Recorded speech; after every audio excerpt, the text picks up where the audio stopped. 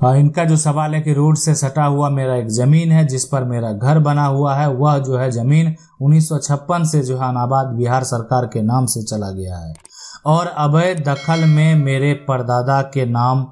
जो है डाल दिया है। जमीन का कोई भी पुराना कागज मेरे पास नहीं है। मुझे जिला के अभिलेख में भी जो है दिखवाया है, वहां पर भी नहीं है। मैंने पुराना खेसरा जो है पंजी भी सर्च किया बट जो है नहीं मिला। मुझे क्या करना चाहिए? देखें, सबसे पहला देखें आप मामले को जो है, अगर वो एक तरह से बिहार सरकार के नाम पर चला गया, सबसे बड़ी बात है कि जमीन जो है बिहार सरकार हो गया है, ठीक है, बिहार सरकार हो गया। तो अब इस मामले में क्या करना पड़ेगा आपको कि अगर आपका जो जमीन है अगर बिहार सरकार के नाम से हो गया है तो सब पहला काम आपको जो करना है वो ये करना है कि जमीन का अगर जिला अभिलेख में आप गए, जिला का जो अभिलेख कार्यालय है आपने वहां पर दिखवाया, आपको जो है खतियान नहीं मिला, जो भी कारण रहा होगा, ठीक है, आप नहीं ढूंढ पाए। दूसरा, आपको क्या करना है, सबसे पहले जो पुराना जो जमीन का नक्शा है उसमें आपका जो प्लॉट है ना, प्लॉट का जो नंबर है ना, वो पता कर लेना है और उस प्लॉट नंबर के आधार पर जो है आपको ये देखना है कि आपका पुराना जो रजिस्टर है, पुराना जो एक तरह से अंचल कार्यालय है जहां पर है ना जो कर्मचारी हैं वहां का जो रजिस्टर है उस समय में, पुराने समय में, उसमें आपका जो प्लॉट नंबर है वो दर्ज है कि नहीं और वो रैयती जमीन में है कि नहीं है, ठीक है। अगर वो वहां पर एक इंफॉर्मेशन है, एक वेरीफाइड इंफॉर्मेशन जो है वो आप प्राप्त कर लीजिए, मतलब एक नकल जो है वहां से भी प्राप्त होता है, उस नकल को आप निकाल लीजिए। और अगर वो जमीन आज, ठीक है, आज बिहार सरकार हो गया है तो बिहार सरकार को भी नोटिस भेजा जाता है। आपको क्या करना है, ये सारा दस्तावेज तो आप निकाल लिए अभी, और उसके बाद क्या करना, जमीन अगर वर्तमान में जो है ना, वर्तमान में अगर आपका कब्जा है,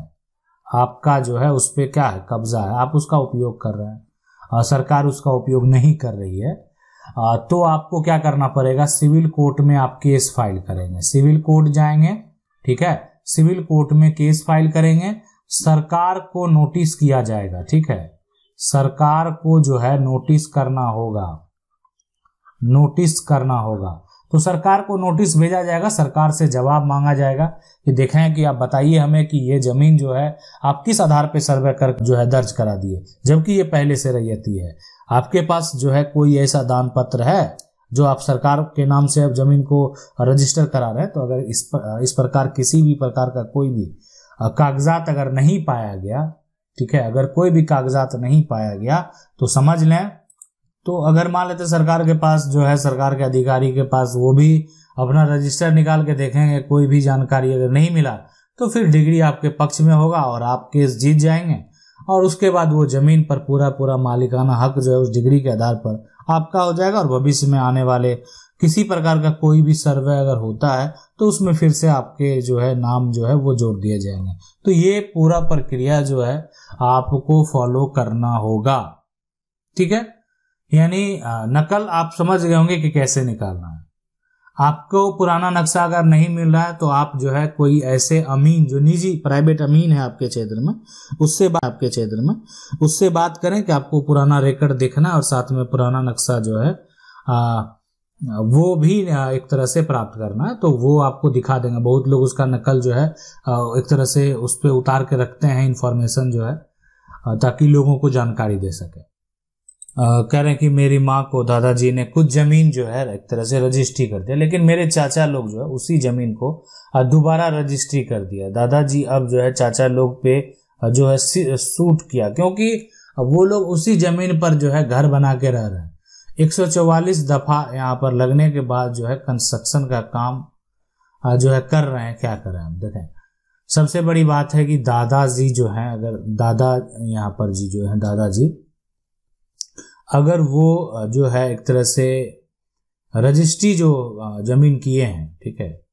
आपके माँ को किए हैं, मतलब अगर कोई अन्य जो परिवार के ब्लड रिलेशन में नहीं है के नाम पर किए हैं तो ठीक है, मान लेते हैं कि जो एक तरह से दादाजी हैं वो आपकी यहाँ पर माँ के नाम पर जमीन जो है वो रजिस्ट्री कर दी है। अब ये है कि दादाजी का संपत्ति अगर अर्जित है, ठीक है, तब ये रजिस्ट्री मान्य होगा। अगर ये दादाजी का जो जमीन है वो पैतृक है, दादाजी का भी अपना जमीन नहीं है, उनको भी अपने पिता और जो है पूर्वज से प्राप्त है, तब ये देखें बिल्कुल मान्य नहीं होगा। देखें कोई भी किसी को जमीन बेचने का ठीक है अधिकार है, कानूनी तौर पे अधिकार है, लेकिन जमीन आप जो है पैतृक जमीन को ऐसे नहीं बेच सकते हैं, उसमें बहुत सारे कंडीशन होते हैं, ठीक है, उसमें बहुत सारे हकदार हैं। आपके घर में अगर कोई बच्चा जन्म ले लिया तो वो उसका हक उसी दिन से हो जाएगा, मतलब उसका कोई गार्जियन बन के उसके हिस्से की बात कानून में जाके कर सकता है अगर उसके साथ धोखा हो रहा है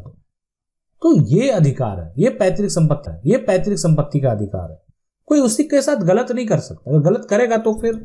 फंस जाएगा, ठीक है। सर जी मेरे पिताजी को जमीन 20-30 वर्ष से कब्जा किया, आधा जमीन में घर बना है, आधा में खेती कर रहे हैं, वह जमीन मेरे चाचा के नाम पर है और मेरे चाचा जो है आपत्ति किया है और गांव में जो है बैठक कराया गया और उस बैठक में मेरे जो है चाचा आधा जमीन को ले लिया और मेरे पिताजी के लिए आधा जमीन को एग्रीमेंट करके दान पत्र में गांव के जो है पंचों के जो है सामने दे दिया। तो इस जमीन को मेरे पिताजी अपना नाम पर कैसे करा सकते हैं, आप बताइए। देखें इसमें अभी वर्तमान में क्या करना होगा कि आप क्या करेंगे, सबसे पहले एक स्टाम्प पेपर तैयार करेंगे, ठीक है, वो उसका जो भी आपके राज्य में वैल्यूएशन होगा उसमें अपनी सारी प्रॉपर्टी को मेंशन करेंगे, ठीक है, और इसमें मेंशन करने के बाद जो है जो आपके पिता हैं उनका भी सिग्नेचर होगा, जो आपके चाचा हैं वो जो आपका एक तरह से प्लॉट है सारा इसमें मेंशन होगा, जो चाचा हैं वो भी सिग्नेचर करेंगे और ग्राम पंचायत के जो मेंबर हैं, ठीक है, सरपंच हैं तो वो भी और पंच जो हैं यानी सरपंच होंगे और यहाँ पर जो है पंच होंगे, सबका जो है एक तरह से सिग्नेचर होगा और उस सिग्नेचर के आधार पर आप इसको क्या करेंगे, ऑनलाइन या ऑफलाइन अप्लाई करेंगे, जो भी सुविधा आपके राज्य में होगा। अगर आप उसको ऑनलाइन अप्लाई करेंगे तो फिर आपका जो है एक समय जब आएगा देखा जाएगा और यहाँ पर हो सकता है कि एक बार आपके चाचा को बुलाया जाए। तो ये देखें, मान लेते हैं ठीक है आज आपके अगेंस्ट में, उस समय तो आपको चाचा दे दिए, लेकिन वो आपके आज वर्तमान में क्या अगेंस्ट में है तो इतनी जो है आपको एक तरह से ग्राम पंचायत के द्वारा जो है एक सपोर्ट लेनी पड़ेगी ताकि आप प्रॉपर्टी को अपने नाम पर जो है ट्रांसफर करा सकें, ठीक है कि पंजी 2 में जो है खाता खेसरा नंबर दो आदमी का एक ही है और लेकिन 2 आदमी का जमाबंदी जो है अलग अलग है, कृपया उपाय बताएं। तो देखें जो यहाँ पर पंजी अगर 2 की बात करेंगे सबसे पहले तो उसमें जो खाता है, ठीक है, खाता, और उसके बाद जो है खेसरा अगर बात करें यहाँ पर तो 2 आदमी का जो है वो एक है और जमाबंदी जो है अलग अलग है, ठीक है। देखिए जमाबंदी अलग नंबर आ गया, मान लेते हैं किसी का जमाबंदी 1000 है, किसी का 1000 अगर 1 है ना, लेकिन उसमें से प्लॉट सेम ही है, तो प्लॉट सेम है तो ये हो सकता है कि अगर बड़ा प्लॉट है तो आधा इसके जमाबंदी पे और आधा इसके जमाबंदी पे, मान लेते हैं इस पूरे प्लॉट का जो है ना टोटल जो नंबर है वो 1 2 3 है, ये पूरे प्लॉट का नंबर है और इसका खाता जो है ये यानी 713 है, ठीक है। तो इसके अंतर मतलब ये इसके अंदर भी हो सकता है कि 713 में 1 2 3 और 713 में 1 2 3, ये आधी जमीन इसमें आएगी और आधी जमीन इसमें आएगी, ठीक है, पूरी किसी में तो नहीं जाएगी। अगर पूरा दोनों में चला गया तो जमाबंदी जो है जिसका पहले हुआ उसी का मान होगा, बाद में जो हुआ वो गलत तरीके से हो गया, पहले जिसका हुआ ठीक है वो चलो वो उसका एक तरह से पहले किया गया, तो जब पहले वो हो चुका है तो फिर दोबारा क्यों किया गया। करेगा अगर 2 भाई में बंटवारा हो गया तो फिर अगर एक भाई अपनी जो है संपत्ति को बेचना चाहता है तो क्या, देखें अब अगर मान लेते हैं ये जमीन है, अब ये जमीन 2 भाई अलग अलग कर लिया, ठीक है, पहले ये जमीन ज्वाइंट में जो है एक तरह से जो नाम होगा यहाँ पिता का नाम दर्ज था, ठीक है, तो एक यानी एक ही नाम था संपत्ति में, एक ही एक तरह से नाम जो है पहले जो है वो दर्ज था, एक ही नाम दर्ज था। अब तो उसको बेचने वाला कौन व्यक्ति, कोई भी जिसका नाम दर्ज है वो बेच सकता है,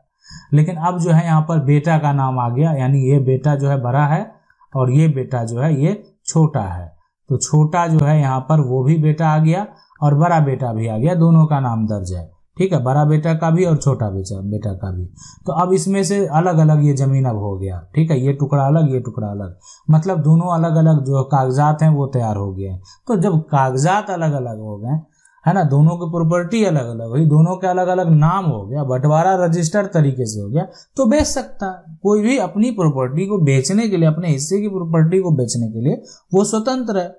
ठीक है, अगर वो उनका अपना हिस्सा है तो वो किसी को दे सकते हैं, किसी को बेच सकते हैं, वो उस पर डिपेंड करता है। आशा करते हैं वीडियो अच्छा लगा होगा। वीडियो को लाइक जरूर कर दें, चैनल को पहली बार देख रहे हैं सब्सक्राइब करके जो बेल आइकन है उसको जरूर दबा लें। मिलते हैं अगले वीडियो में, तब तक के लिए जय हिंद।